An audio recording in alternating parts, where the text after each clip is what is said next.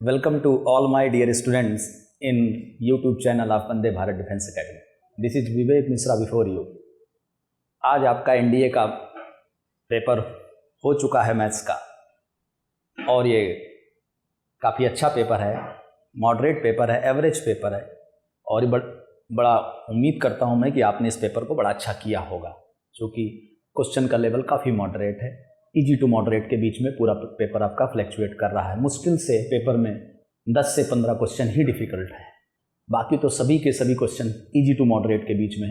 मुझे पूरी उम्मीद है कि आपने अच्छा पेपर किया होगा, और हमारा जो आज जो डिस्कशन है वो इस पेपर के बारे में है कि हम इसका सल्यूशन आपको प्रोवाइड करें, ताकि आप एग्जैक्ट क्वेश्चन जान सके कि आपने कितने क्वेश्चन इसमें सही किए हैं आज के पेपर में। तो सबसे पहले हमारे पास जो सेट है वो डी है, और एस सेट डी में हमारा जो टारगेट है आज का वो है 61 से लगा करके हम लास्ट तक 120 तक जाने की कोशिश करेंगे।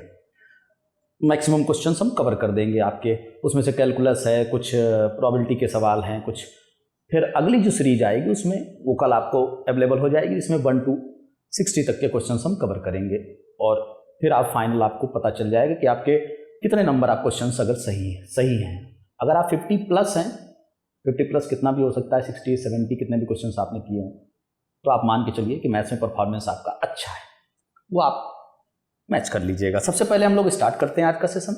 तो स्टार्टिंग में सबसे पहला क्वेश्चन है क्वेश्चन नंबर 61, जो आपके स्क्रीन पर फ्लैश भी हो रहा होगा।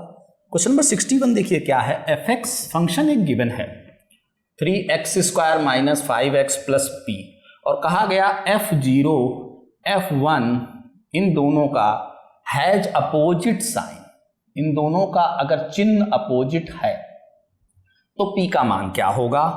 पहला ऑप्शन है p -2 से 0 के बीच में लाई करेगा, कि p -2 से 2 के बीच में लाई करेगा, कि p 0 से 2 होगा, या लास्ट में p 3 से 5 होगा। तो सबसे पहले तो देखिए क्वेश्चन की कंडीशन देखिए, f0 f1 has opposite sign, इसका मतलब जो इसकी वैल्यू है, एक का प्लस होगा तो एक का माइनस होगा।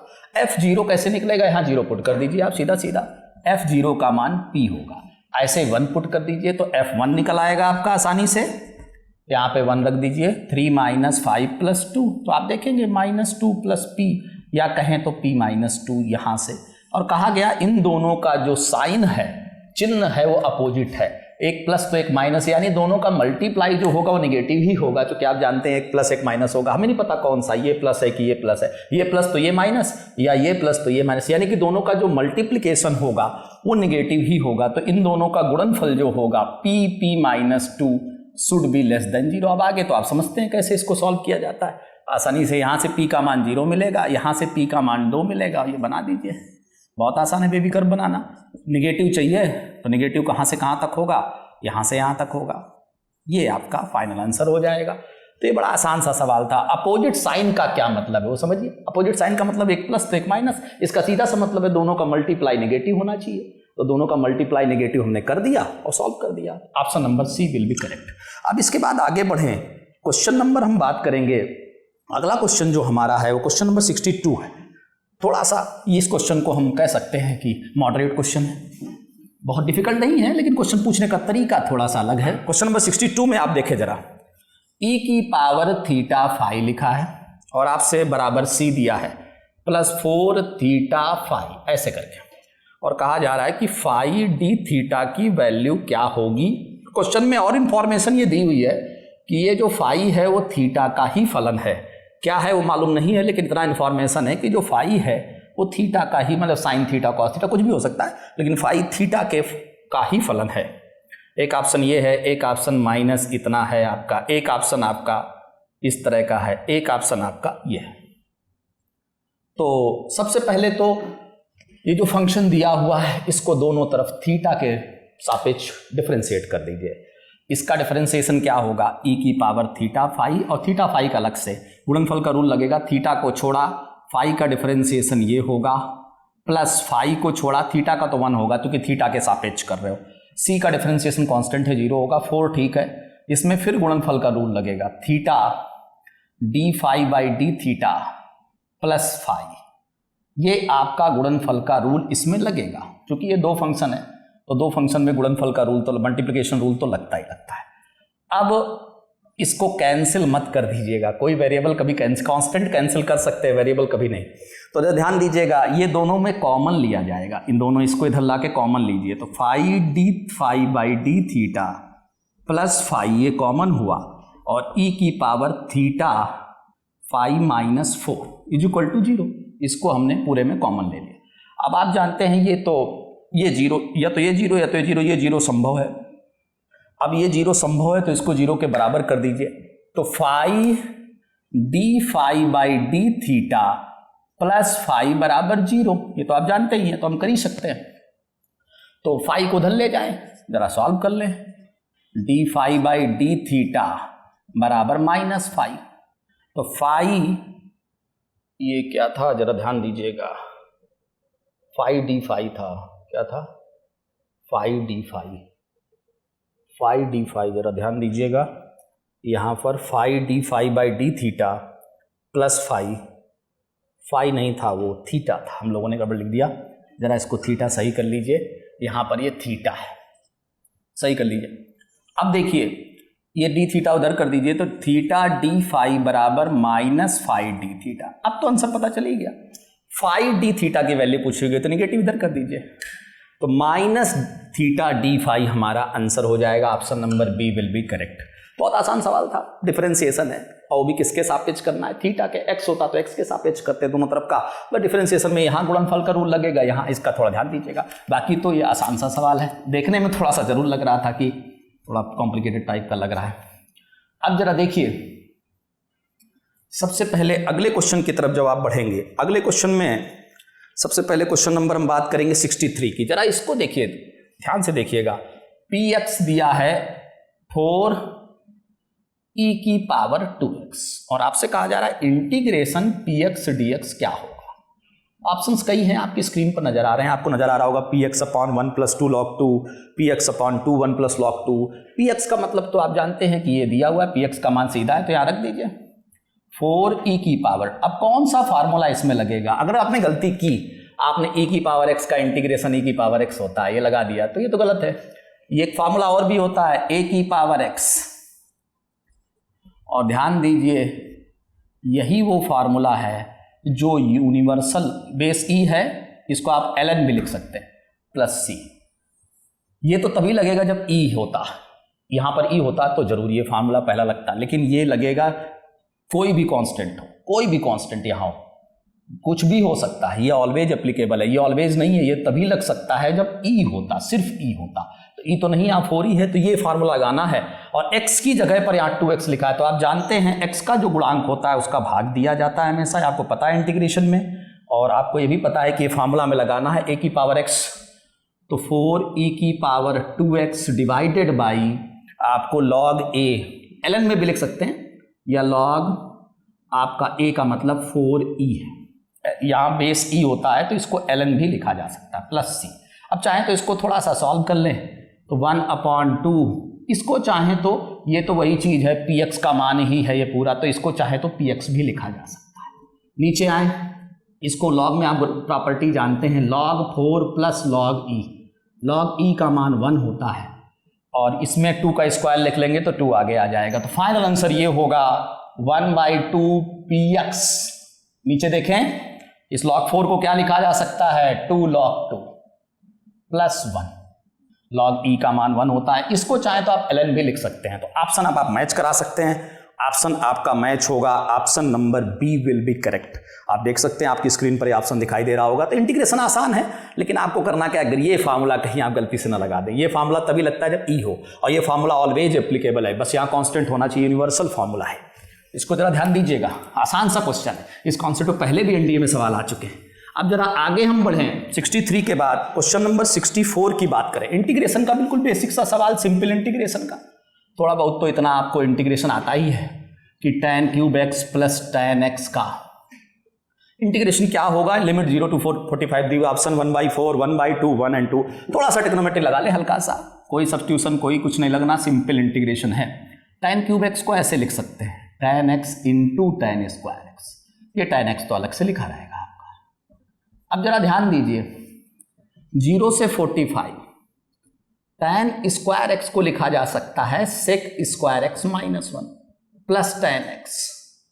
अब जरा tan x का अंदर गुणा करें तो tan कैंसिल होगा, बचेगा क्या आपके पास, ये बचेगा, ध्यान दीजिएगा 0 से 45 tan x sec square x. अब इसके आगे कैसे करना है क्लियर है, tan x को आप t लीजिए, ये कट जाएगा और इसको ओरल कर लीजिए, इसमें ज़्यादा करने की जरूरत नहीं। tan x को t लिया, यहाँ t बना, t का इंटीग्रेशन क्या होता है t स्क्वायर बाई 2, यानी आ जाएगा tan x स्क्वायर बाई 2 और लिमिट क्या है 0 से 45, आप रख लीजिए डायरेक्ट, 45 यहाँ रख दें, 1/2 हमारा 45 आप जानते हैं ना।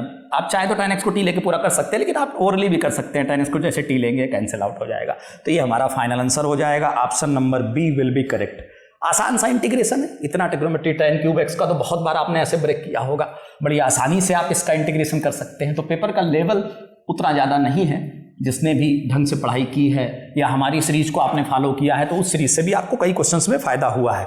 अब देखिए क्वेश्चन नंबर 65 की बात करें तो y is equal to 3x square plus 2 है और आपसे कहा जा रहा है कि x जो है वो बदल रहा है 10 से 10.1 तक, तो y लगभग कितना बदलेगा। लगभग में एक लगभग का फार्मूला होता है, मैं बता दूं मैं आपको, जिससे y का चेंज आपको पता चलेगा कि y में बदलाव कितना होगा। ऑप्शन है 4.71, 5.23, 6.03, 8.01। तो लगभग का एक फार्मूला होता है, आपने पढ़ा होगा, change in y dy by dx। लगभग में इसमें आंसर आपको नजर आ जाएगा, एग्जैक्ट तो नहीं लेकिन उसी के आसपास आंसर आएगा। Change in y dy by dx पहले निकालो, तो dy बाई dx पहले निकालेंगे तो इस फंक्शन का डिफरेंशिएशन करेंगे तो इसका डिफरेंशिएशन 6x होगा। x का मान 10 से ये जा रहा है, लेकिन यहाँ पे x जो भी रखा जाएगा वो पहला वाला ही रखा जाता है, दूसरा नहीं। ये भी x है, ये भी x है, चूंकि x यहाँ से यहाँ तक बदल रहा है 60, यहाँ पे रख दीजिए dy बाई dx का मान। चेंज इन x क्या होगा, इसमें से इसको घटा दीजिए, तो लगभग 6 के आसपास लगभग होता है, ये लगभग 6 के आसपास आपका आंसर हो जाएगा, यानी आंसर जो होगा वो ऑप्शन नंबर सी 6.03। इसके बाद क्वेश्चन नंबर 66 की अगर बात करें, क्वेश्चन नंबर 66 की बात करें, क्वेश्चन नंबर 66 आप देख लें। इसमें कहा गया कि ये फंक्शन है fx is equal to sine x by x, और आपसे कह रहे हैं कि ये फंक्शन अगर कॉन्टिन्यूअस है तो x बराबर 0 पर फंक्शन का मान क्या होगा। तो आप जानते हैं कोई फंक्शन कॉन्टिन्यूअस होता है तो उसकी लिमिट ऑफ फंक्शन का मान इक्वल होता है। फंक्शन का मान पूछा जा रहा है, f0 का मान क्या होना चाहिए, 0 होना चाहिए, 1 होना चाहिए, 2 होना चाहिए, कैन नॉट बी डिटरमाइंड। तो आप जानते हैं कि चूंकि फंक्शन कॉन्टिन्यूअस दिया हुआ है तो जो लिमिट का मान होगा वही फंक्शन का मान भी होगा, क्योंकि कॉन्टिन्यूअस फंक्शन में आप जानते हैं left hand limit, right hand limit और value of the function same होता है।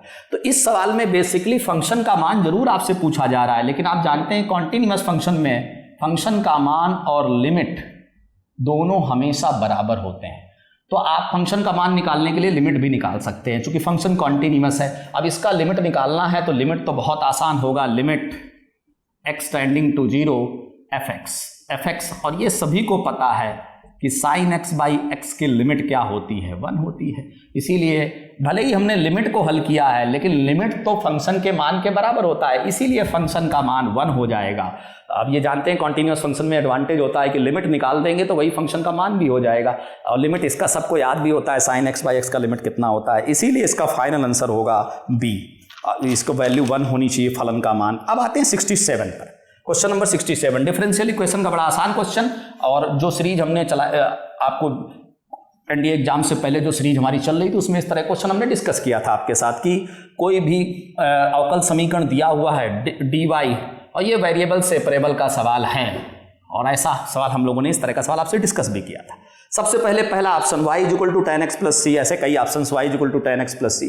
सबसे पहले वेरिएबल सेपरेबल का सवाल है तो y के साथ y कर लें और x के साथ कोई फंक्शन नहीं है, कोई बात नहीं, इंटीग्रेट कर ले, यहाँ 1 लिख लें। इसका इंटीग्रेशन सभी को याद होता है, tan इनवर्स y, 1 का इंटीग्रेशन x। अब चाहे तो tan को उस साइड, तो y is equal to tan x plus c, ये हमारा फाइनल आंसर होगा। Option number B will be correct. इस क्वेश्चन बड़ा आसान सा सवाल था, दोनों तरफ का इंटीग्रेशन बिल्कुल आसान सा है, कोई सब्स्टिट्यूशन कोई बाई पार्ट्स कुछ नहीं लगाना, सीधा सीधा वेरिएबल सेपरेबल का अवकल समीकरण का, मैंने पहले ही बोला था ऑर्डर और डिग्री का सवाल और वेरिएबल सेपरेबल सबसे इंपॉर्टेंट सवाल होता है अवकल समीकरण में।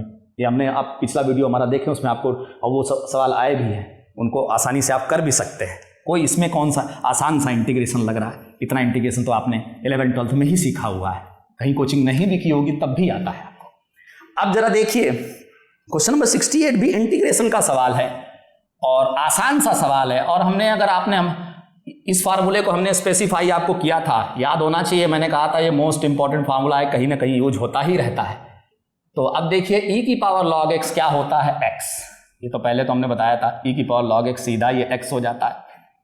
और अब देखिए cos x का अंदर अगर गुणा करते हैं तो x cos x plus sin x cos x। और ऑप्शंस आपके सामने है, स्क्रीन पर आप देख सकते हैं क्या क्या ऑप्शंस हैं। सबसे पहले तो इसमें तो बाई पार्ट्स खंडशय का यूज होगा, x cos x है, इसका देखते हैं इसमें क्या कर सकते हैं, उसमें भी हम सब्स्टिट्यूशन लगा लेंगे आसानी से। अब देखिए जरा, सबसे पहले हम इस पार्ट की बात करेंगे। खंडशय सभी को आता है, x cos x एक पार्ट है हमारा और दूसरा पार्ट है sin x cos x। खंडशय समाकलन सभी को बाई पार्ट्स आता है, u को छोड़ा v का इंटीग्रेशन, इसको छोड़ा v, इसका इंटीग्रेशन आप जानते हैं sin x होता है, फिर माइनस इसका डिफरेंशिएशन 1 हो गया इंटू साइन एक्स और इंटू डी एक्स। अब रही बात, इसमें तो आपने खंडशय यूज कर लिया बाई पार्ट्स, इसका क्या होगा? इसमें साइन एक्स को आप t ले लेंगे तो आराम से cos x, इसका डायरेक्ट लिख दे रहे हैं साइन एक्स स्क्वायर बाई 2। अब साइन एक्स का इंटीग्रेशन क्या होता है? माइनस cos x, इसलिए प्लस cos x हो जाएगा। साइन एक्स का इंटीग्रेशन माइनस cos x होता है, ये तो आप जानते ही हैं, डिफरेंशिएशन की बात नहीं हो रही, इंटीग्रेशन की बात हो रही। Plus sine square x by 2, ये हमारा फाइनल आंसर होगा। इसमें बाई पार्ट्स, इसमें सब्स्टिट्यूशन लग जाएगा, इसमें खंडशय और इसमें आपका प्रतिस्थापन लग जाएगा। इसमें साइन एक्स को टी ले लीजिए, आराम से आप बता सकते हैं कि साइन एक्स को टी लेने से आसानी से हो जाएगा। ऐसा किस ऑप्शन में लिखा हुआ है? ऑप्शन नंबर सी में है, या आप मैच करा लीजिए इस ऑप्शन को आसानी से। इसमें क्या दिक्कत है? बिल्कुल बेसिक सा इंटीग्रेशन का सवाल है, खंडशय समाकलन सभी को आता है। e की पावर log x हमने सबसे पहले बताया हुआ है कि इसको जरूर से जरूर याद रख, सबसे इंपॉर्टेंट प्रॉपर्टी है। तो इसका option number C will be correct in set D, जो हमारे पास सेट है उसकी बात मैं कर रहा हूं। अब देखिए इसके बाद जब आगे बढ़े अगले क्वेश्चन में, फिर ऐसा क्वेश्चन आया जो हमारी सीरीज में डिस्कस हुआ है। ये आपको याद होगा, कॉस इनवर्स का हमने प्रांत या डोमेन निकालना आपको सिखाया हुआ है।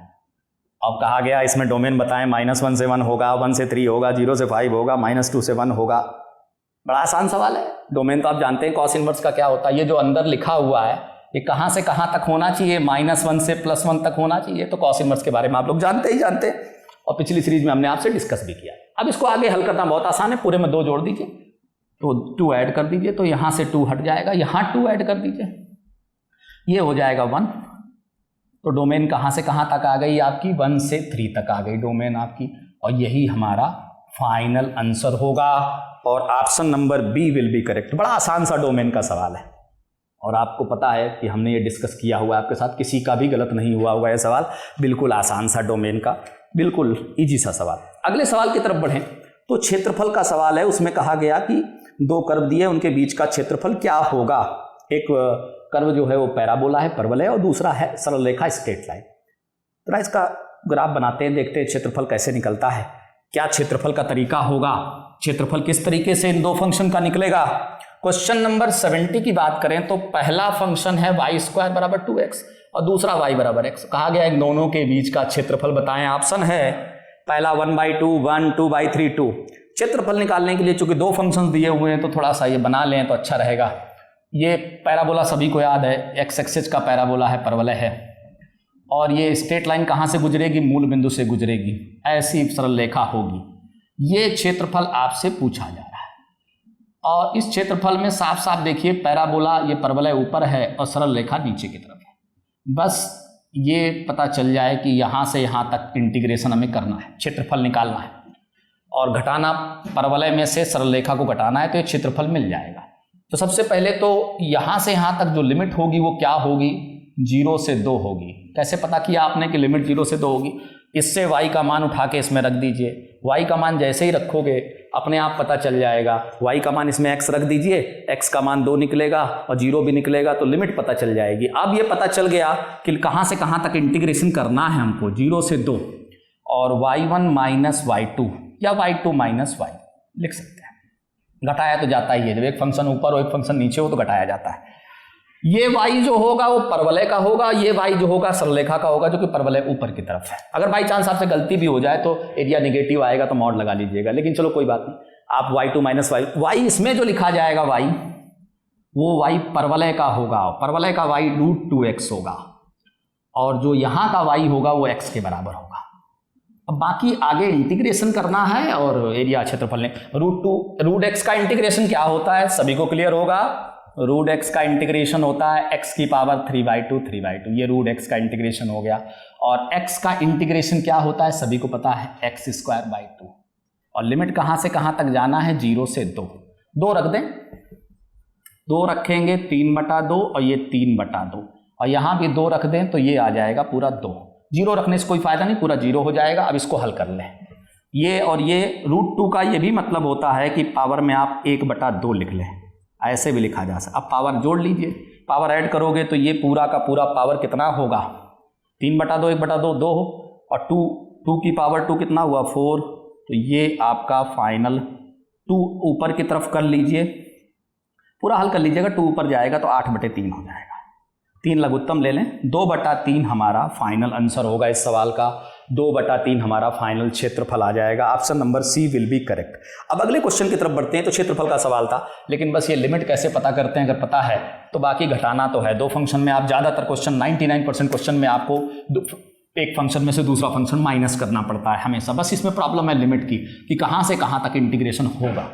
अब जरा क्वेश्चन नंबर 71 की बात करें अगर, तो इसमें कहा गया fx = 2x - x², और then f of x + 2 plus f of x - 2 की वैल्यू क्या होगी इफ x = 0 अगर दिया हुआ है। तो ऑप्शन में -8 होगा, -4 होगा, या +8 या +4 होगा। x = 0 पहले से दिया हुआ है, तो आप चाहे तो x का मान बाद में रखें या अभी भी इसमें पुट कर सकते हैं। तो देखिए f2 बनेगा और यहाँ 0 रख देंगे तो f - 2, या एक तरीका और भी है, बाद में भी पुट कर सकते थे। अब देखिए f2 और f - 2, x का मान आप 0 रख, अब ये मान निकलेगा कैसे, यहाँ से निकल जाएगा। यहाँ x का मान 2 रख दीजिए तो आराम से आपका एक तरीका, x का मान अगर 2 यहाँ रख दें तो यहाँ ऑटोमेटिक बनेगा 4 - 4 प्लस ये इसमें रखते तो बनेगा -4 तो आप देखेंगे फाइनल आंसर -8 हो जाएगा। तो सबसे पहले तो x का मान 0 दिया हुआ है तो इसमें हमने रखा तो ये बन गया। अब इसका यूज आएगा, ये जो फंक्शन दिया हुआ है इसका यूज, x का मान तो पहले से दिया हुआ है कि यहाँ 0 रख दीजिए। अब फिर f2 कैसे निकलेगा, f - 2 के लिए प्रॉपर इंफॉर्मेशन आपको पहले से दी हुई है, ये इंफॉर्मेशन आप यूज कर सकते हैं। इसलिए फाइनल आंसर जो होगा इसका -8 होगा। Option number A will be correct. इसका एक मेथड और भी है, लेकिन चलो एक मेथड से कर लिया, दूसरे से भी करेंगे तो आंसर वही आएगा। अब जरा क्वेश्चन नंबर 72 डिफरेंशिएशन का आसान सवाल है कि x की पावर m, y की पावर n, a की पावर m + n, तो बताएं dy/dx क्या होगा और डिफरेंशियल कोफिशिएंट क्या होगा। ऑप्शंस दिए my/nx -my/nx। देखिए इस सवाल में पावर में है तो लॉग लेना ही इसमें सुटेबल है। ये पूरा एक कांस्टेंट की तरह काम करेगा, तो चाहें तो इसको आप k या कोई भी नाम दे दें। ये वेरिएबल है तो पूरा कांस्टेंट है, इसमें x और y तो है नहीं, तो चाहें तो इस फंक्शन को आप k या कोई भी कांस्टेंट का नाम दे दें।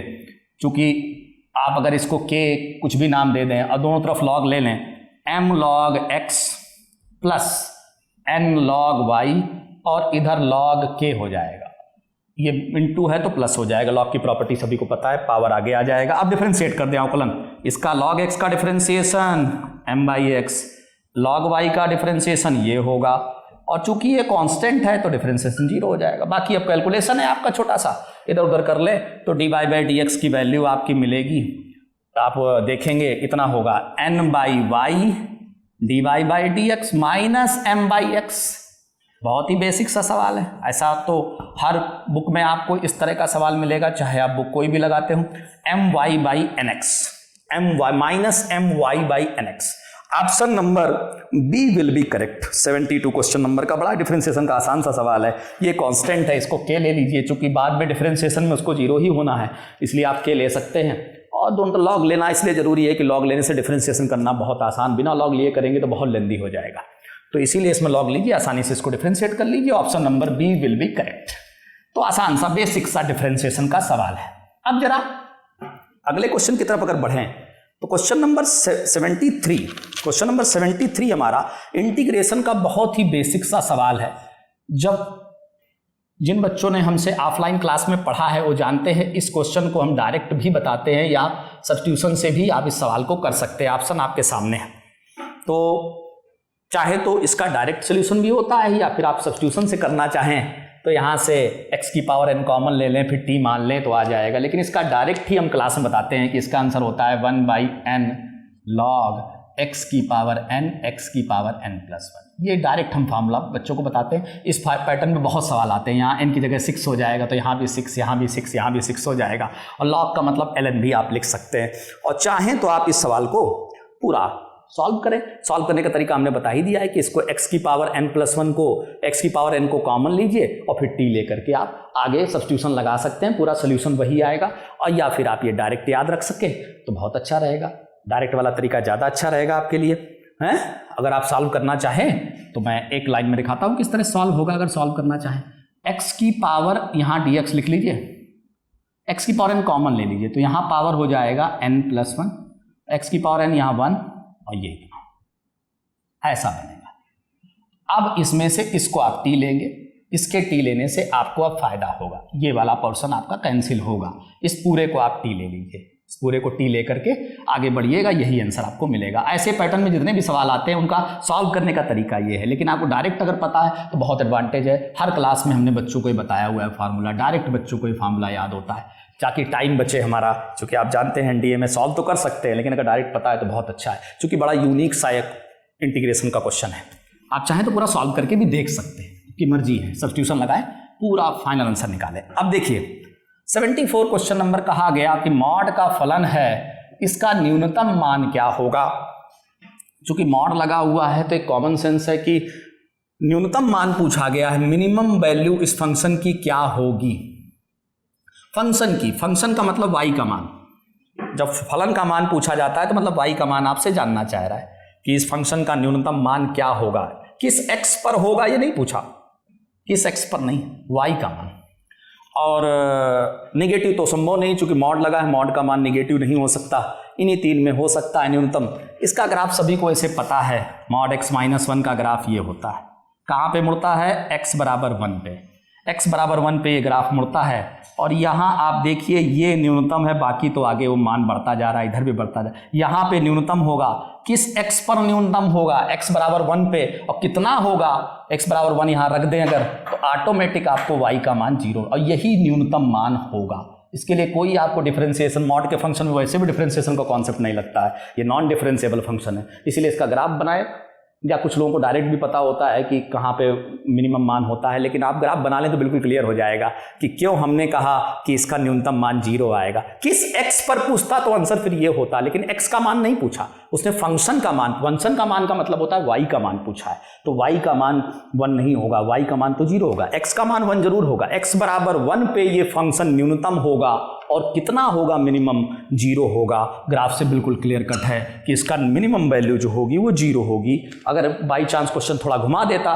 कि x का क्या मान होगा तो फिर आंसर 1 होता, लेकिन x का मान नहीं पूछा उसने, y का मान पूछा। इसको जरूर से जरूर आप ध्यान रखें, बहुत ही आसान सा बेसिक सा सवाल। इस कॉन्सेप्ट को वैसे भी एनडीए में पहले भी कई ऐसे सवाल इस पर पूछे जा चुके हैं, कोई कैलकुलेशन नहीं, कोई कुछ नहीं, आसान सा ग्राफ बनाए तो तुरंत क्लियर हो जाएगा। 75 क्वेश्चन नंबर में इन्होंने कहा कि एक फंक्शन दिया हुआ है और उसका आपको समाकलन करना है, x के सापेक्ष इंटीग्रेशन करना है, और वो फंक्शन रेशनल होना चाहिए।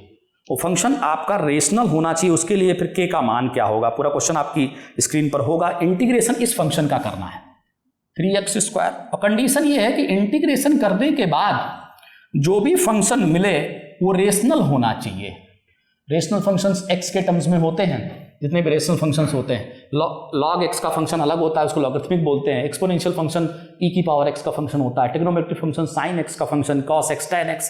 सबसे पहले चूंकि हम चाहते हैं ये फंक्शन रेशनल फंक्शन बने इंटीग्रेट होने के बाद, तो k का मान क्या होना चाहिए। ऑप्शंस हैं 0, 1, 2, -2। सबसे पहले तो आप एक x से आप सब में डिवाइड कर दें अलग अलग, तो 3x 8/x -4k/x, ऐसा हमने अलग अलग सब में डिवाइड कर दिया। इसका इंटीग्रेशन बिल्कुल आसान सा, 8/x का इंटीग्रेशन 8 log x माइनस इसका इंटीग्रेशन 4k log x और प्लस c होगा। ये फंक्शन मिला। हम चाहते हैं कि ये फंक्शन रेशनल हो। रेशनल का मतलब x के टर्म्स में फंक्शन होना चाहिए, लॉगरिथमिक तो नहीं होना चाहिए। फिर रेशनल कैसे बोलेंगे इसको? तो रेशनल फंक्शन के लिए फंक्शन x के टर्म्स में होना चाहिए। यह क्वेश्चन की डिमांड है कि रेशनल ही चाहिए। तो आप जानते हैं कि ये टर्म फिर नहीं होना चाहिए लॉग वाला। तो लॉग वाला टर्म ये कैसे कैंसिल हो सकता है? क्लियर है, यहाँ 8 है तो यहाँ भी 8 हो जाए तो ये दोनों का दोनों कैंसिल। k का मान फिर क्या होना चाहिए? 2 होना चाहिए। क्लियर है, तभी यहाँ भी 8 होगा। और ये अगर हट जाएगा तो ऑटोमेटिक रेशनल फंक्शन बन जाएगा। रेशनल मतलब x के टर्म्स में फंक्शन आपका आ जाएगा, जो हम चाहते भी हैं कि ये फंक्शन। तो बड़ा थोड़ा सा घुमा के पूछा, लेकिन अगर आप क्वेश्चन की डेप्थ में जाएँ तो मुझे लगता है आसान क्वेश्चन है। इसमें क्वेश्चन में कहा गया कि ये फंक्शन रेशनल किस के मान के लिए होगा। रेशनल का मतलब उसमें लॉग का पार्ट नहीं होना चाहिए। लॉग का पार्ट होगा तो लॉगरिथमिक फंक्शन कहा जाएगा, रेशनल फंक्शन थोड़ी बोला जाएगा। इसीलिए ये पार्ट 0 होना चाहिए। ये पार्ट 0 होने का मतलब सीधी सी बात है के का मान 2 होना चाहिए, तभी ये पार्ट 0 होगा। Option number C will be correct. तो अब देखिए, सी विल बी करेक्ट। आसान सा क्वेश्चन था, थोड़ा सा उन्होंने ट्विस्ट किया हल्का सा। अब जैसे क्वेश्चन नंबर 76, 77 और 78, ये तीनों के तीनों सवाल, एक टेबल आपके सामने बनी हुई है कि फिजिक्स और मैथमेटिक्स में कुछ स्टूडेंट के मार्क्स भी दिए हुए हैं कि 10 से 20, एक टेबल आपको स्क्रीन पर नजर आ रही होगी। 10 से 20 मार्क्स के फिजिक्स वाले स्टूडेंट 8 हैं, मैथमेटिक्स के 10 हैं। ऐसे 20 से 30 मार्क्स वाले स्टूडेंट फिजिक्स के 11 हैं, मैथमेटिक्स के 21 हैं। इस तरह की पूरी टेबल दी हुई है, एक पूरा डाटा दिया हुआ है। इस टेबल की हेल्प से 3 क्वेश्चन पूछे गए और तीनों ही आसान क्वेश्चन है। सबसे पहले तो पहला क्वेश्चन पूछा गया कि टेबल आपको नजर आ रही होगी, फिजिक्स और मैथमेटिक्स में गैप सबसे ज्यादा किस सीरीज में है? तो पहली सीरीज 10 से 20 है और आप ध्यान दें तो उसमें फिजिक्स में 8 स्टूडेंट हैं और मैथ में 10 हैं, तो गैप तो 2 का है। दूसरी सीरीज में आप देखेंगे तो गैप आपको 10 का नजर आएगा, चूंकि 11, 21। हम चाहते हैं गैप जो भी हो फिजिक्स और मैथ्स के स्टूडेंट की संख्या वो लार्जेस्ट हो। तो लार्जेस्ट इस पहले में 2 का गैप आया, दूसरे में 10 का आया, तीसरे में 30 और 38 का गैप, 26, 15 है तो 11 का गैप, फिर 5 का गैप है, फिर 4 का गैप है। आपको फिजिक्स और मैथमेटिक्स के स्टूडेंट को माइनस करते जाना है, उससे गैप पता चलता जाएगा। सबसे ज़्यादा गैप जो आपको नज़र आ रहा है वो 40 से 50 वाली सीरीज में, उसमें गैप जो है फिजिक्स और मैथ्स के स्टूडेंट के बीच का जो गैप है वो 11 है। 11 और कहीं नहीं है, बाकी सब में उससे कम ही है जहाँ भी आप देखेंगे। तो इसीलिए इसका जो फाइनल आंसर होगा कि भाई डिफरेंस क्या होना चाहिए, लार्जेस्ट किस में है 40। ये सीधा आपको टेबल देखना है, उससे कोई कैलकुलेशन नहीं, तो सामने सामने नजर आ रहा है कि इसमें लार्जेस्ट गैप है। तो सबसे ज़्यादा गैप है 40 to 50 में, ऑप्शन नंबर सी। अब हम आते हैं 77 में। 2 स्टेटमेंट दिए हुए हैं। पहला स्टेटमेंट है कि मॉडल वैल्यू को मतलब आप मॉडल वैल्यू को आप बहुलक भी बोलते हैं कि बहुलक सबसे ज़्यादा किस में होगा, वो भी फिजिक्स का पूछा गया है। फिजिक्स और बहुलक तो उसी में होता है जिसकी संख्या सबसे ज़्यादा हो। तो फिजिक्स में सबसे ज़्यादा संख्या आपको नज़र आ रही होगी टेबल में, आप ध्यान दें तो फिजिक्स में सबसे ज़्यादा संख्या 30 है। 30 सबसे ज़्यादा संख्या है और वो किस इंटरवल में है? 30 to 40 में। तो यानी ये जो बोला है इसने पहला स्टेटमेंट कि बहुलक 30 से 40 के बीच में होगा, तो बिल्कुल सही कह रहा है। बहुलक तो वहीं होता है जहाँ फ्रीक्वेंसी अधिकतम हो, इसीलिए इसका तो सीधा स्टेटमेंट 1 सही है। दूसरा स्टेटमेंट कह रहा है कि माध्यिका जो फिजिक्स की होगी वो मैथमेटिक्स वाले से कम है। ये थोड़ा ट्रिकी है दूसरा स्टेटमेंट, जरा इसको ध्यान रखें। माध्यिका जो फिजिक्स की है वो मैथमेटिक्स वाले से कम है। जरा फिजिक्स में भी स्टूडेंट आप पूरे काउंट कर लें कि फिजिक्स में कितने स्टूडेंट हैं, मैथ में कितने हैं। तो जब आप काउंट करेंगे तो दोनों में 100 स्टूडेंट हैं। तो यानी कि जो माध्यिका होती है वो n/2 होती है, आपको पता है। तो 50वां वाला जो होगा वो आपका माध्यिका होगी। और माध्यिका के लिए आपको बनाना पड़ता है संचयी बारंबारता। अब फिजिक्स में अगर आप संचयी बारंबारता बनाएंगे तो 50 कब बनेगा, जरा देख लीजिएगा। और मैथमेटिक्स में 50 बनाएंगे तो कब बनेगा, जरा टेबल बना के देख लीजिएगा। तो आप अगर ध्यान से देखें तो फिजिक्स में ये डाटा दिया है 8, 11, 30, ये फिजिक्स का डाटा है 8, 11, 30, 26, 15 और 10। ऐसे मैथमेटिक्स का भी आपके सामने डाटा दिया हुआ है 10, 21, 38, 15, 10 और 6। अगर आप संचयी बारंबारता फिजिक्स की बनाएं और संचयी बारंबारता इसकी बनाएं, और यहाँ वो दिया हुआ है कि गैप पहला 10 से 20 है, इस तरह का वो गैप दिया हुआ है 10 से 20, ये है 20 से 30, और ये है 30 से 40, और ये है 40 से 50, 50 to 60 और लास्ट में 60 to 70। ये आपके इंटरवल दिए हुए हैं। अब देखिए संचयी बारंबारता बनता कैसे, 8, 11 में जुड़ा 19, फिर ये इसमें जुड़ा 49, ऐसे ये इसमें जुड़ा आपका 75, और ये 90, ये 100 पूरा। ऐसे इसमें बना लेंगे इसी तरह से 10, 31, 69, ये 31 और ये जुड़ जाएगा तो कितना हो जाएगा आप देख ही रहे हैं, हाँ 69 और ये हो जाएगा 70, आपका 84, 94 और 100 ये भी होगा। संचयी बारंबारता बनाने के बाद अब आपको आइडिया लग जाएगा कि ये सेकंड स्टेटमेंट जो दिया जा रहा है कि माध्यिका जो है किसकी ज़्यादा होगी, इसमें कह रहा है फिजिक्स की माध्यिका कम होगी, ऐसा बोल रहा है। ये से पहला स्टेटमेंट तो क्लियर है कि फिजिक्स का जो बहुलक होगा वो 30 से 40 के बीच में होगा। फिजिक्स का टेबल देखने के बाद ही क्लियर है कि फिजिक्स की टेबल आप देखेंगे तो सबसे ज़्यादा फ्रीक्वेंसी इसी के, तो बहुलक इसी में होगा, तो वो तो क्लियर है। लेकिन दूसरे स्टेटमेंट पर ध्यान दीजिए, उसमें कहा जा रहा है कि जो फिजिक्स की माध्यिका है वो मैथ की माध्यिका से कम है। जरा देखिए, टोटल स्टूडेंट 100 हैं दोनों में, n/2 करेंगे तो 50 नंबर पे माध्यिका आएगी। इसमें 50 नंबर कहाँ पे आएगा, इन दोनों में नहीं आएगा, इसमें आएगा 50 नंबर। इसमें देखो 50 नहीं है, यहाँ भी नहीं है, यहाँ इसके अंदर 50 आएगा। 50 आने का मतलब ये फिजिक्स में होगा, और इसमें जब आप 50 देखेंगे मैथमेटिक्स में तो इसी में आ जाएगा, तीसरे वाले में ही आ जाएगा इसमें, क्योंकि 50 यहीं पूरा हो गया, वो तो आगे निकल गया ना, तो 50। इसीलिए मैथमेटिक्स की माध्यिका 30 से 40 होगी और फिजिक्स की माध्यिका 40 से 50 होगी, क्योंकि ये पहले दूसरे तीसरे में नहीं होगा, इसमें पहुंचेगा। तो ये कह रहा है फिजिक्स की माध्यिका कम है, जो कि गलत है। फिजिक्स की माध्यिका ज़्यादा होगी, मैथ की माध्यिका कम होगी। इसीलिए इसका पहला स्टेटमेंट तो करेक्ट है, दूसरा स्टेटमेंट रॉन्ग है, वन ओनली। तीसरे पे आते हैं, उन्होंने कहा गया फिजिक्स का माध्य क्या होगा, फिजिक्स वाले का माध्य क्या होगा, औसत क्या होगा फिजिक्स वाले में। तो औसत का जो फार्मूला होता है, अगर सीधा सीधा आप लगा दें, क्वेश्चन नंबर 78 में औसत का ये फार्मूला होता है, किसी की भी औसत निकालना, F1 x1 ऐसे करके F2 x2 ऐसे लिखते चले जाए, ये और टोटल फ्रीक्वेंसी कर दे नीचे, ये औसत का फार्मूला होता है। तो इसमें क्या होता है कि आप टोटल जो स्टूडेंट हैं वो 100 हैं, और ऊपर आपको बस फिजिक्स वाले का 8 है, 10 से 20 है। अगर ग्रुप पहला तो उसका एवरेज लिया जाता है, तो 15 गुणा 8 करेंगे, ऐसे 120 आएगा। ऐसे आप प्लस करते जाएंगे इस तरह से। 20 से 30 वाले का 25 लेंगे, 11 से गुणा करेंगे, इस तरह से पूरा कैलकुलेशन करेंगे, तो फाइनल आंसर आपका 40.9 आपको इसमें मिलेगा। ये एवरेज का बहुत ही बेसिक सा सवाल है, समांतर माध्य का ये फार्मूला सभी ने पढ़ा है कि इसका फाइनल आंसर 40.9 होगा। अब जरा अगले क्वेश्चन की तरफ अगर बढ़े हम, ये टेबल के तीनों बड़े बेसिक से सवाल थे, समझाने में थोड़ा हमें टाइम ज़्यादा लगा, लेकिन वैसे देखा जाए तो ये बहुत ही बेसिक सवाल थे। सबसे पहले 79, इसमें इन्होंने कहा कि आप मानक विचलन स्टैंडर्ड डेविएशन फाइंड करिए। कुछ संख्याएं दी हुई हैं, -√6, -√5, -√4, -1, +1, √4, √5, √6। अगर इन संख्याओं पे आप गौर करें थोड़ा सा, क्या इनका मानक विचलन पूछा गया है, -√6, -√5 स्टैंडर्ड डेविएशन पूछा गया, -√4, -1 और √6, √5 या 1, √4, √5, √6। जितने प्लस संख्याएं उतनी ही माइनस में है। और जो मानक विचलन का फार्मूला होता है, मानक विचलन हम लोग लिखते हैं x माइनस x मीन, सभी को फार्मूला पता है, x माइनस x मीन का होल स्क्वायर बाई n का सिग्मा। सिग्मा जानते हैं आप लोग, योगफल। सबसे पहले x मीन, इन सभी संख्याओं का समांतर माध्य, लेकिन अगर सभी संख्याओं का आप जोड़ेंगे तब तो 0 मिल जाएगा, क्योंकि जितनी प्लस हैं उतनी ही माइनस संख्याएं हैं, इसीलिए समांतर माध्य तो 0 आएगा। क्योंकि समांतर माध्य ये होता है सभी संख्याओं का योग बटे n। तो सभी संख्याओं का अगर आप योग कर देंगे और बटे n करेंगे तो आप ऑटोमेटिक देखेंगे कि इसका मीन 0 आ जाएगा। तो इसको तो हमें निकालने की जरूरत ही नहीं है, समांतर माध्य इसका 0 होगा, क्योंकि समांतर माध्य होता क्या है, सभी संख्याओं का योग बटे संख्याओं की संख्या। कितनी संख्याएं हैं आपकी, तो ये तो निकालना ही नहीं है। अब बचा सिर्फ x का क्या मतलब होता है, ये तो 0 हो जाएगा। इसका क्या मतलब है, x मतलब ये संख्याएं, तो x रखते चले जाओ, पहले ये संख्या फिर ये संख्या, और वर्ग भी करना, और सिग्मा का मतलब संख्याएं बदलते भी जाना है।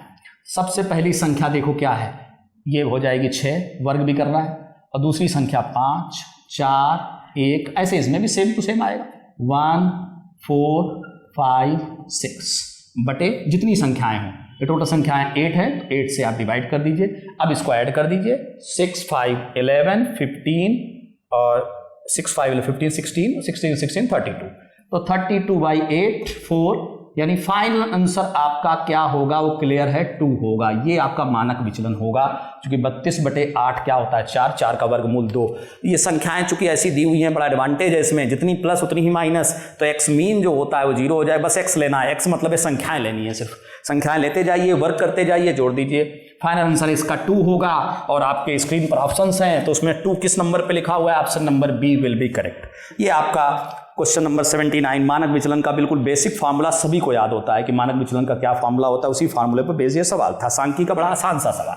80 नंबर पे आए तो इसमें कहा गया सिग्मा एक्स, ऐसे कुछ दिया हुआ है 20, यहाँ आई करके लिखा, आई का मतलब एक्स का मान बदलेगा। सिग्मा एक्स स्क्वायर भी ऐसे दिया हुआ है 200, एन का मान 10 आपको दिया हुआ है, और कहा जा रहा है बड़ा है कोफिशिएंट ऑफ वेरिएशन, और ऑप्शंस हैं 80, 100, 150, 200। कोफिशिएंट ऑफ वेरिएशन को, ये जो कोफिशिएंट ऑफ वेरिएशन आपका है,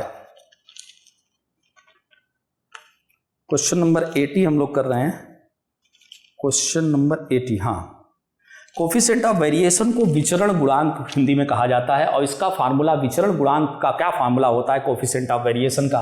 बड़ा बेसिक सा फार्मूला है, याद होना चाहिए आपको। कोफिशिएंट ऑफ वेरिएशन का विचरण गुणांक का फार्मूला होता है इस मानक विचलन मीन इंटू 100।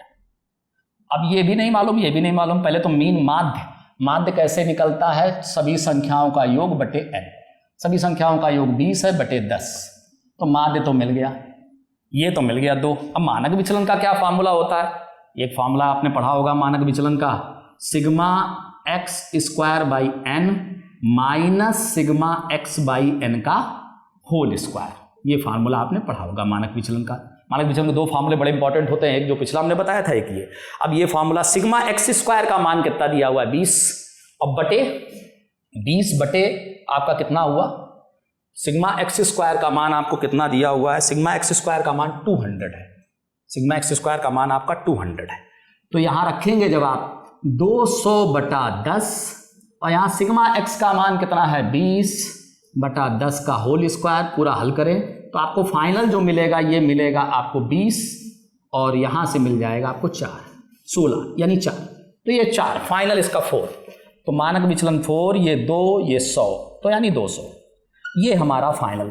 ये भी पता होना चाहिए भी माध्य कैसे निकालें, मानक विचलन कैसे निकालें। माध्य का सीधा सीधा फार्मूला, और मानक विचलन का ये फार्मूला याद होना चाहिए ताकि इसमें वैल्यू हम डायरेक्ट पुट कर सकें और फाइनल आंसर निकाल सकें।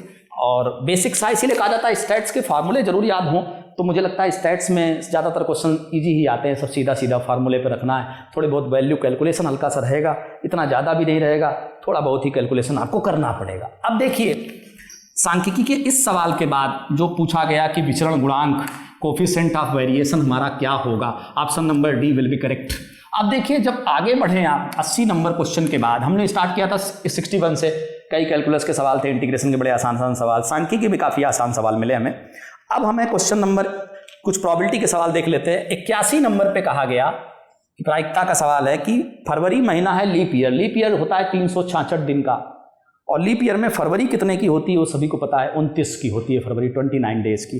उन्होंने कहा कि 5 संडे होने की प्रायिकता क्या होगी किसी भी लीप फरवरी के महीने में, वो भी लीप ईयर है तो 29 की फरवरी होगी। तो आप जानते हैं कि 4 संडे होने में 28 दिन लगते हैं, 4 संडे होने में 28 दिन लगते हैं, और फरवरी हमें जो मिल रही है वो 29 की मिल रही है, यानी एक दिन हमारे पास बच रहा है, और हम चाहते हैं कि वो संडे हो चुकी, हम 5 संडे चाहते हैं। 4 संडे तो खैर का 28 दिन में हो जाएंगे, लेकिन 5वां भी संडे ही हो, 5वां संडे ही हो। हालांकि 5वां जो दिन बचेगा एक, उसके लिए कोई भी दिन संभव है, मंडे भी हो सकता है, टोटल संभावनाएं 7 है, लेकिन हम जो चाहते हैं वो ऊपर रखेंगे। प्रायिकता में आप जानते हैं जो आप चाहते हो उसको ऊपर रखो और नीचे टोटल संभावनाएं रख दो, 1/7 इसका फाइनल आंसर होगा। आप आसानी से समझ सकते हैं कि 29 दिन की फरवरी है, 4 संडे निकल गए, 4 संडे मतलब 28 दिन, एक दिन जो बचा हुआ है वो आपके हिसाब से हमें क्या चाहिए, संडे, लेकिन टोटल संभावनाएं क्या है उसकी नीचे लिखा जाता है, ऊपर लिखा जाता है जो आप चाहते हैं। तो बना के भी आप लिख सकते हैं, मंडे ट्यूसडे ऐसे करके 7 बना लें, जो आपको चाहिए वो ऊपर लिख दे और नीचे टोटल लिख दें। चूंकि एक ही दिन बचा है तो संभावनाएं 7 ही बनेंगी, इसीलिए 7 1। आसान सा सवाल है, बहुत बार ऐसे सवाल आपने देखे होंगे फरवरी के महीने में या फिर मार्च के महीने में, किसी भी महीने में इस तरह के सवाल बनते रहते हैं। 5 संडे होने की प्रायिकता, 5 रविवार होने की प्रायिकता क्या होगी। अब जरा अगले सवाल की बात करें, क्वेश्चन नंबर 82। इसमें कहा गया, ये भी सांख्यिकी का आसान सवाल है कि समान 100 प्रयोगों का ऑब्जर्वेशन का अरिथमेटिक मीन 40 है, लेकिन इसमें गलती हुई आपसे कि 53 वॉज रॉन्गली रीड एज 83, मतलब 53 एक ऑब्जर्वेशन आपने गलत लिख दिया, बाकी सारे सही लिखे। 100 ऑब्जर्वेशन थे और उनका समांतर माध्य 40 है आपका, एक आपने गलती कर दी, इसीलिए समांतर माध्य जो 40 आया होगा वो गलत आया होगा। समांतर माध्य में एक संख्या आपने गलती से आपने 83 लिख दिया जबकि वो था 53, तो सही समांतर माध्य क्या होगा? इसके दो तरीके हैं, एक तो लेंदी तरीका है और एक थोड़ा सा आसान तरीका है। जरा देख लीजिए कि पुराना जो ओल्ड समांतर माध्य था गलत वाला वो 40 है, हमको न्यू वाला चाहिए कि सही समांतर माध्य क्या होगा।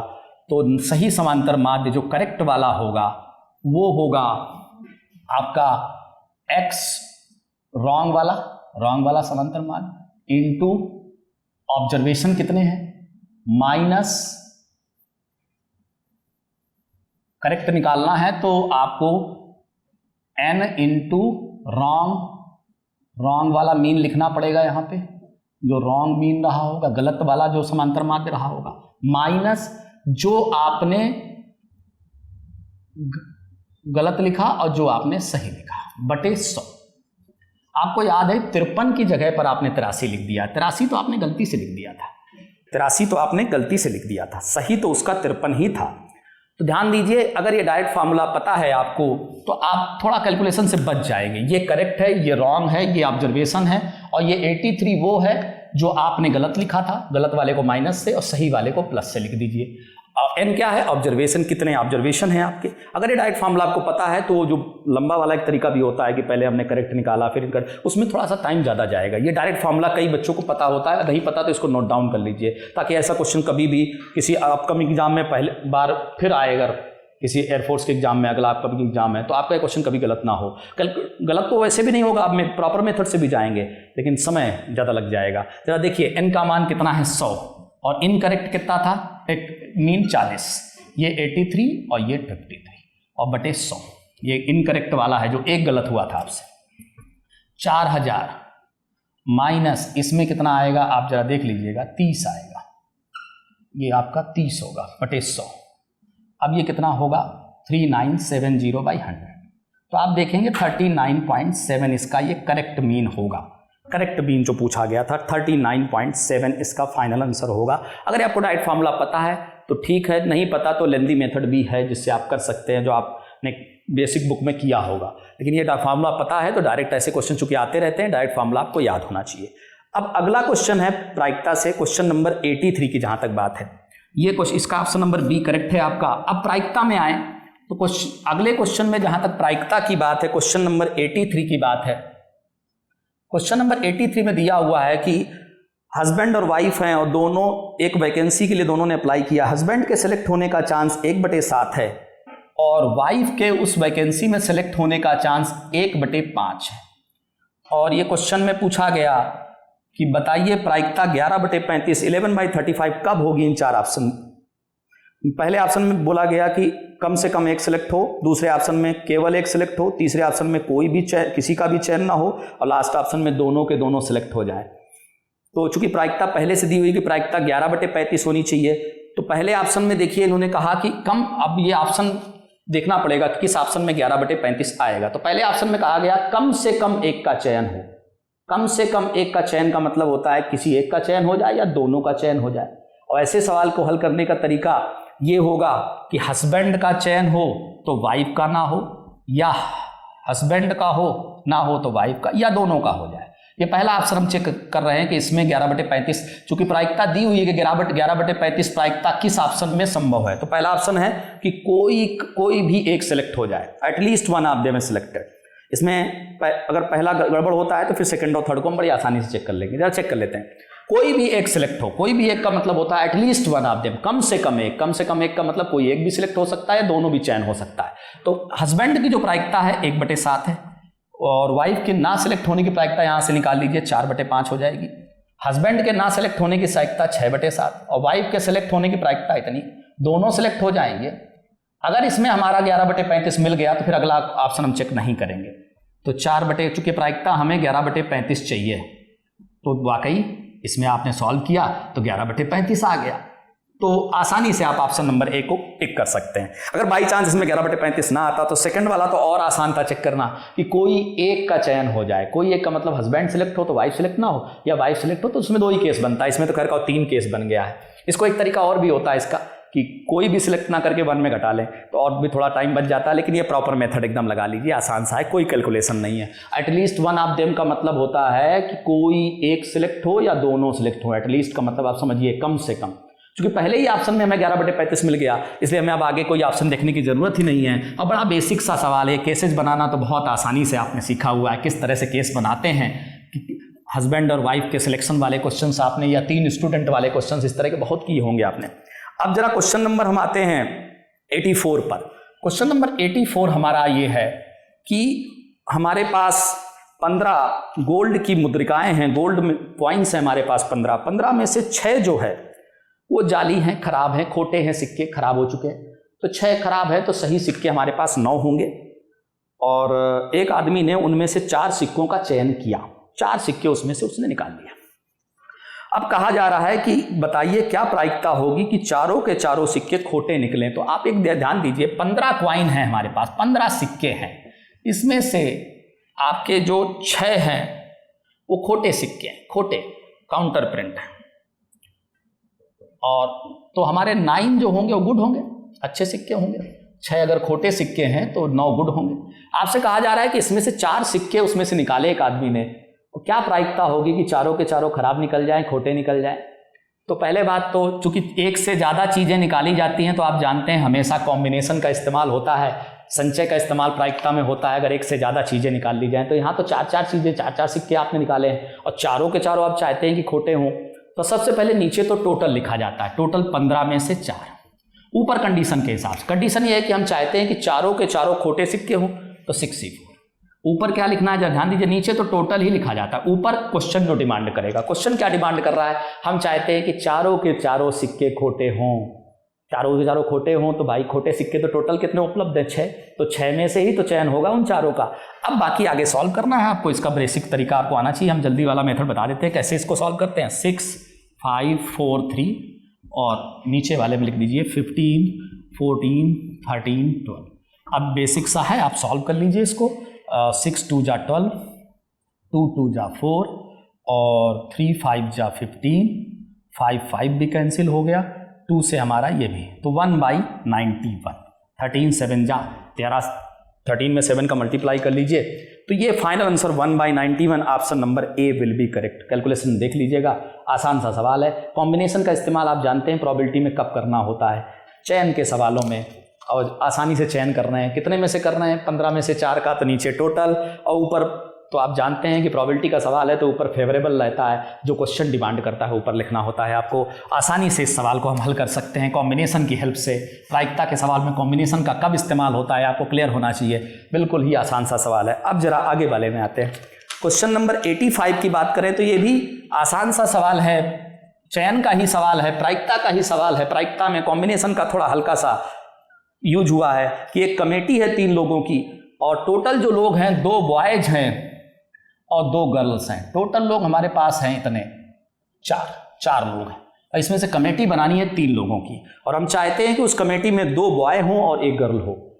तो पहले बात तो कमेटी आप 3 लोगों की बना रहे हैं और टोटल लोग जो उपलब्ध हैं आपके पास वो 4 है, तो नीचे 4C3, नीचे टोटल लिखा जाता है। कमेटी आप बनानी है 3 लोगों की और उपलब्ध जो टोटल संख्या है लोगों की वो 4 है। ऊपर कंडीशन है, कंडीशन ये है कि हम चाहते हैं कि उस कमेटी में 2 लड़के हों और 1 लड़की हो। तो लड़के हमारे पास उपलब्ध हैं 2, 2C2, और लड़की उपलब्ध हैं 2, 2C1। जरा ऊपर देखिएगा हमने ऐसा क्यों लिखा, ये ऐसा, ये लड़कों का चयन है, लड़कियों का चयन है। नीचे तो टोटल लिखा जाता है हमेशा, टोटल। और कितने लोगों की कमेटी बनानी है वो सवाल में खुद ही कहा गया है, कमेटी बनानी है 3 लोगों की, और उपलब्ध लोग हैं आपके पास टोटल 4, 2 बॉय 2 गर्ल। तो नीचे क्या लिखना है जरा उस पर ध्यान दीजिए। ऊपर हमने क्या लिखा, कंडीशन जो क्वेश्चन की लास्ट में लिखा होता है जो प्रायिकता के सवाल में, कि हमें क्या चाहिए, हम चाहते हैं कि उस कमेटी में 2 बॉय हों और 1 गर्ल हो। तो इसीलिए बॉय का चयन ये हो गया, ये गर्ल का चयन, और नीचे तो टोटल ही। अब आगे सॉल्व करना है, 2C2 1 होता है, ये 2 होता है, 4C3 सॉल्व कर लीजिएगा 4, फाइनल आंसर हमारा 1/2 होगा। बड़ा ही आसान सा बेसिक सा सवाल है, जरा ध्यान दीजिएगा। क्या आपने ऐसा सवाल किया हुआ है? जिसने मेरी ऑफलाइन क्लास अटेंड की हुई है, ऐसे मैंने कई सवाल कमेटी वाले सवाल कराए हुए, ढेर सारे सवाल जिसमें चयन का इस्तेमाल होता है और आसानी से कॉम्बिनेशन का यूज करके आप प्रॉबिलिटी निकाल सकते हैं। बस ये थोड़ा कंफ्यूज नहीं होना कि नीचे की तरफ क्या लिखा जाएगा, ऊँचे ऊपर का, अगर ये आप कंफ्यूज नहीं है तो आप इस तरह का सवाल तो कभी गलत नहीं करेंगे प्रायिकता में, आसानी से प्रॉबिलिटी का सवाल आप निकाल ले जाएंगे। अब देखिए इसका आंसर क्या हुआ, 85 का 1/2 और 1/2 आपका ऑप्शन नंबर कौन सा है, डी। इसके बाद अगला सवाल भी प्रायिकता का ही है और ये भी देखिए कोइंसिडेंस है कि अगला सवाल में भी कॉम्बिनेशन का यूज है। टोटल हमारे पास 10 संख्याएं 1 से 10 तक और कहा जा रहा है इसमें से 2 टिकटों को चुना जाता है और कहा जा रहा है कि वो दोनों टिकट अभाज्य संख्या प्राइम नंबर होने की प्रायिकता क्या होगी। टोटल टिकट हमारे पास 10 है और कितने टिकट चुने जा रहे हैं, 2 टिकट आप चुन रहे हैं, कॉम्बिनेशन का यूज होगा। 1 से ज्यादा आप चुनते हैं तो कॉम्बिनेशन जरूर से जरूर प्रायिकता के सवाल में लगता है। अब जरा देखिए 1 से 10 तक में ये सभी आपकी संख्याएं हैं 1 से 10 तक। आप इसमें बताइए कौन कौन सी संख्याएं अभाज्य प्राइम नंबर होगा। ये एक प्राइम नंबर है, ये भी एक अभाज्य संख्या है, ये भी एक अभाज्य संख्या है, ये भी एक अभाज्य संख्या है, 7 और ये अभाज्य संख्या नहीं है, ये कट सकती है, ये भी कट सकती है, ये भी कट सकता है। इसीलिए इतनी अभाज्य संख्याएं होंगी आपकी 1 से 10 तक। अब जरा आते हैं सवाल हमारा क्या कह रहा है। सवाल कह रहा है कि 2 संख्याओं को चुना जाता है तो नीचे टोटल लिखा जाएगा 10C2, चूंकि संख्याएं 10 हैं और 10 में से 2 चुनेंगे। ऊपर हम चाहते हैं कि चुनी गई संख्याएं अभाज्य संख्या हो, तो अब जो चयन होगा वो थोड़ा संभल के होगा, क्वेश्चन के हिसाब से होगा। अभी तक नीचे तो आप टोटल ही लिखते हैं हमेशा, जितनी टोटल संख्याएं 10 हैं, 10 में से चयन कितने का करना है, 2 का, वो नीचे आप बड़ी आसानी से लिख सकते हैं। ऊपर वाले में क्या लिखना है ध्यान दीजिए, चूंकि आपने अभाज्य संख्याएं आप चाहते हैं, अभाज्य संख्याएं 4 हैं तो 4C2, बाकी आपको हल करना है। 4C2 होगा 4 3 और ये होगा 10 और 9 और ये 3 3 जा 9 और ये हो जाएगा 2/5 1/3 यानी 2/15। इसका फाइनल आंसर हो जाएगा option number C will be correct. Question number 86 का option number C will be correct. आसान सा सवाल है जिसमें कॉम्बिनेशन का इस्तेमाल हुआ है। इस पेपर में आपने देखा कॉम्बिनेशन से रिलेटेड कई सवाल आए, बड़े बेसिक सवाल है प्रॉबिलिटी में। ऐसे सवाल आपने प्रैक्टिस भी किए होंगे जिसमें प्राय किन सवालों में चयन आपका जो कॉम्बिनेशन का इस्तेमाल प्रॉबिलिटी के किन सवालों में किया जाता है, जिसका थोड़ा सा हिंट भी दिया हमने किस सवालों में आप इस्तेमाल कर सकते हैं। बड़ा ही आसान सा सवाल था, इतना तो कॉम्बिनेशन आप यूज करना जानते होंगे प्रॉबिलिटी के सवालों में। ये सभी के सभी सिंपल प्रॉबिलिटी के सवाल हैं और कॉम्बिनेशन का इस्तेमाल हर सवाल में हो रहा है। अब देखिए अगला क्वेश्चन जो आपका है 86 के बाद, प्रॉबिलिटी के आसान से क्वेश्चन के बाद अगला क्वेश्चन है क्वेश्चन नंबर 87।